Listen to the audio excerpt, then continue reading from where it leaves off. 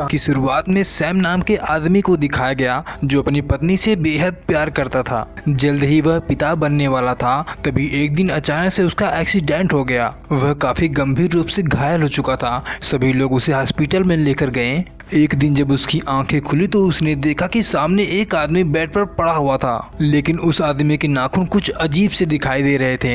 कुछ देर बाद सैम जब अपने बिस्तर पर उठकर बैठा, उसने उस आदमी को दोबारा देखना चाहा। सैम ने देखा कि वो आदमी अपने बिस्तर से गायब हो चुका था। उसके बाद सैम पूरी तरह घबरा चुका था। कुछ ही देर में वो आदमी सैम पर हमला कर दिया, लेकिन सैम ने उसे जोर से धक्का दिया और उसे मारकर वहां से भागने की कोशिश करने लगा। लेकिन उस आदमी ने सैम पर दोबारा हमला कर दिया और उसे जान से मारने की कोशिश करने लगा। सैम भी अपनी जान बचाने के लिए एक लोहे को उसके गर्दन के अंदर घुसा दिया और कुछ ही पल में सैम ने उस आदमी को जान से मार दिया। उसके बाद वह उठकर वहां से जल्दी से भागना चाहा। सैम जब कुछ दूर गया तो उसने देखा कि उसे रास्ता नजर नहीं आ रहा था। जब सैम ने पीछे मुड़कर उस आदमी को देखना चाहा, उसने देखा कि वो आदमी वहां से गायब हो चुका था। सैम फिर से डरते हुए आगे की ओर बढ़ने लगा था। कुछ दूर आने के बाद उसने देखा कि वही आदमी बेड पर पड़ा हुआ दिखाई दिया। उसके बाद सैम जल्दी से अंदर आया और अपने कपड़े को चेंज किया। सैम जैसे ही बाहर जाने की कोशिश किया,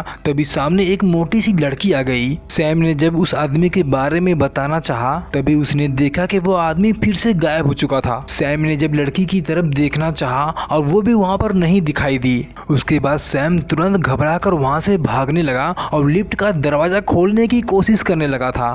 पीछे से कुछ अजीब सी आवाजें सुनाई दी। उसने जब पीछे देखा तो वही आदमी सामने खड़ा हुआ दिखाई दिया। उसके बाद वो आदमी सैम की तरफ तेजी से दौड़ते हुए आने लगा था, लेकिन उस आदमी के वहां पहुंचने से पहले ही सैम लिफ्ट के अंदर चला गया। लेकिन लिफ्ट कुछ दूर जाने के बाद अचानक से रुक गया। तभी सैम ने देखा कि वही आदमी लिफ्ट को तोड़कर ऊपर से नीचे की ओर आने की कोशिश कर रहा था। उसके बाद सैम जल्दी से वहां से बाहर निकला। उसके बाद वह दीवार के पास जाकर चुपचाप बैठ गया। इधर मोनिका नाम की लड़की अपनी खूबसूरती बढ़ाने के लिए उसी हॉस्पिटल में अपना सर्जरी करवाना चाहती थी। उसने जब अपनी आंखें बंद करके दोबारा देखना चाहा, तो उसने देखा कि डॉक्टरों का चेहरा बिना फेस का दिखाई दे रहा था।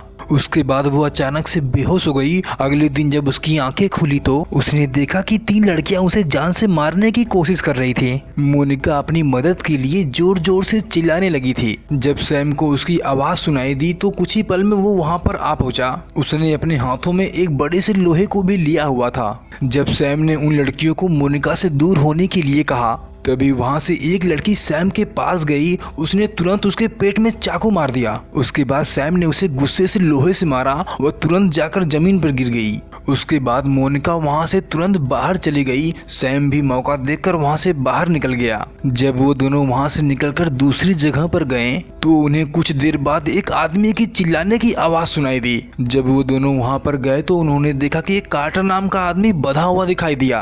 कार्टर ने सैम को देखते ही मदद के लिए पुकारा। उसके बाद सैम ने उसे भी जल्दी से छुड़ाया और तीनों वहां से बाहर निकलने की कोशिश में लग गए। जब वो तीनों लिफ्ट के पास पहुंचे तो उन्होंने लिफ्ट को खोलने की कोशिश की। तभी पीछे से खूब जोर से आवाज सुनाई दी। उन्होंने देखा तो वही तीनों लड़कियां उनके सामने खड़ी हुई दिखाई दी। उसके बाद वो तीनों अपनी जान बचाने के लिए वहां से भागने लगे। सैम ने बाहर जाने के बाद जल्दी से दरवाजे को बंद कर दिया। कार्टर और मोनिका सीढ़ियों से नीचे तो जा चुके थे। जब सैम ने नीचे की ओर जाने की कोशिश की तो उसके सामने पूरा धुआं धुआं दिखाई दे रहा था। जब सैम ने सीढ़ियों से नीचे उतरने की कोशिश की, उसे लगा कि जैसे किसी ने उसकी हाथों को पकड़ लिया हो। तभी उसे एक फ्रैंक नाम के आदमी ने ऊपर खींच लिया और उसके गर्दन को दबाने लगा। जब सैम ने उसके चेहरे की तरफ देखना चाहा था, उसने देखा कि उसका चेहरा बिना फेस का दिखाई दे रहा था। तभी वहां पर सारा नाम की लड़की आई। उसने तुरंत उसे हथौड़े से मारा, वो जमीन पर गिर गया। ये सब देखकर सैम बेहोश हो चुका था। जब उसकी आंखें खुली तो उसने अपने आप को बेड पर पाया। जब सैम उठकर वहां से बाहर जाने की कोशिश किया, तभी पीछे से एक पुलिस वाला उस पे गोली का निशाना लगाया हुआ था। पुलिस वाले ने सैम से कहा, तुम मुझे रास्ता बताओ नहीं तो मैं तुम्हें गोली से मार दूंगा। और उसने कहा कि तुमने कभी खिड़की से बाहर देखने की कोशिश की है? जब सैम ने खिड़की से बाहर देखा तो चारों तरफ अंधेरा ही अंधेरा दिखाई दे रहा था। उसके बाद सैम ने जब पीछे मुड़कर देखना चाहा तो पुलिस वाला वहाँ से गायब हो चुका था। सैम भी वहाँ से बाहर निकल गया। कुछ दूर आने के बाद उसने कमरे के अंदर एक बूढ़े आदमी को देखा जिसका जिसका नाम विर्गन था। सैम विर्गन से कुछ देर तक बात किया और उसे अपने साथ लेकर बाहर की ओर जाने लगा। तभी वहाँ पर सारा आ गई और वो तीनों वहाँ से रास्ता खोजने की कोशिश करने लगे। वो तीनों कुछ दूर आने के बाद सैम ने छिपकर आगे देखा तो फ्रैंक इधर उधर घूम रहा था। जब सैम उससे बातें करने के लिए आगे की ओर बढ़ा तो तभी उसने देखा कि चारों तरफ अंधेरा ही अंधेरा दिखाई देने लगा। हल्की सी रोशनी में एक छोटी सी लड़की सैम के पास दौड़ती हुई आई। उसके चेहरे पे खून लगा हुआ था। उसने सैम से मदद के लिए चिल्लाया और वहाँ से चली गई। सैम पूरी तरह डर गया था। तभी वहाँ पर सारा आ गई। वो दोनों आपस में बातें कर रहे थे। फिर से वहाँ पर फ्रैंक आ गया। फ्रैंक ने सैम का गला दबाने की कोशिश करने लगा। तभी फ्रैंक ने विर्गन को देखा और विर्गन की तरफ जाने लगा था। उसके बाद जब सैम वहाँ पर पहुंचा तो उसने देखा कि वहाँ पर कोई नहीं दिखाई दिया। बाद वो दोनों भागते हुए एक लिफ्ट के अंदर चले गए। तभी वहाँ पर फ्रैंक आया और वो सारा को लेकर चला गया। कुछ देर बाद सैम एक रूम के पास पहुंचा जहाँ पर मोनिका भी थी। कुछ देर बाद सारा फ्रैंक का सर लेकर वहाँ पर आ गई। जब वो तीनों वहाँ पर बातें कर रहे थे तभी सामने से कुछ आवाज सुनाई दी। जब उन तीनों ने जाकर वहाँ देखा तो वही पुलिस वाला कुर्सी दीवार पर मार रहा था। कुछ देर बाद वहाँ पर कार्टर भागता हुआ आया। उसने कहा कि मैंने रास्ता देखने की बहुत कोशिश की पर रास्ता कोई नजर नहीं आ रहा। पुलिस वाले ने जब कार्टर को देखा तो उसे लगा कि यह एक क्रिमिनल है। उसने उसे तुरंत गोली मार दिया। उसके बाद पुलिस वाले ने सारा से कहा कि तुम मुझे बाहर का रास्ता दिखाओ नहीं तो मैं तुम्हें भी जान से मार दूंगा। तो वो तीनों डरते हुए एक दरवाजे के पास गए। जब पुलिस वाला दरवाजे के पास गया तो पीछे से दरवाजा अपने आप खुला।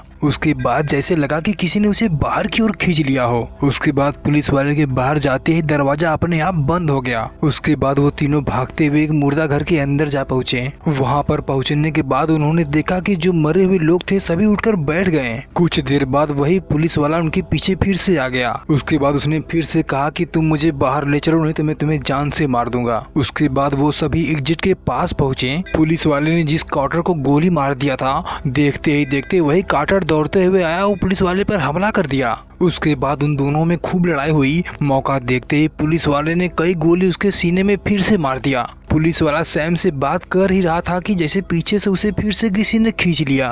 उसके बाद सैम ने देखा कि कार्टर की लाश फिर से गायब हो चुकी थी। वहाँ पर कुछ अजीब सा हो रहा था। उस हॉस्पिटल में जो भी मरता वो वापस दोबारा जिंदा हो जाता। सारा सैम से प्यार करने लगी थी। वो बार बार उसे दूसरे रास्ते से जाने के लिए कहती लेकिन सैम को वो रास्ता बिल्कुल पसंद नहीं आता। जब सैम ने वहाँ से जाने की कोशिश की तभी सारा के कुछ अजीब से हाथ उसे पकड़ लिए जिसकी वजह से सैम समझ चुका था कि वो भी उनमें से एक है। और कुछ ही पल में मोनिका को भी किसी ने वहाँ से खींच ले गया। फिर वहाँ पर वो बूढ़ा आदमी विर्गन आ गया। दोनों को एक लिफ्ट के अंदर बंद कर दिया और लिफ्ट नीचे की ओर चलने लगा। कुछ ही देर में वो दोनों एक दूसरे रूम के अंदर आ गए। वो दोनों आपस में बात करने के बाद छत की ओर जाने लगे। तभी सामने वही छोटी लड़की दिखाई दी। उसके बाद सैम उससे बात करने की कोशिश की। सैम उसे भी अपने साथ लेकर जाने लगा। जब वो तीनों लिफ्ट के अंदर गए तभी सामने से वही बूढ़ा आदमी फिर से सैम पर हमला कर दिया। सैम ने मौका देखकर उसने उसके पेट में चाकू मार दिया। तभी पीछे से उस आदमी ने भी सैम के पीठ में चाकू मार दिया था। जब सैम जमीन पर गिरा तो वही सामने से मोटी लड़की आती हुई दिखाई दी। उसके बाद सैम को वो पकड़कर खींचते हुए लेकर जाने लगी और उसका चेहरा भी बिना फेस का दिखाई दे रहा था। तभी वहाँ पर वही बूढ़ा आदमी विर्गन आया। उसने हथौड़े से उस लड़की को तुरंत मार दिया। उसके बाद सैम को वहाँ से निकल जाने के लिए कहा।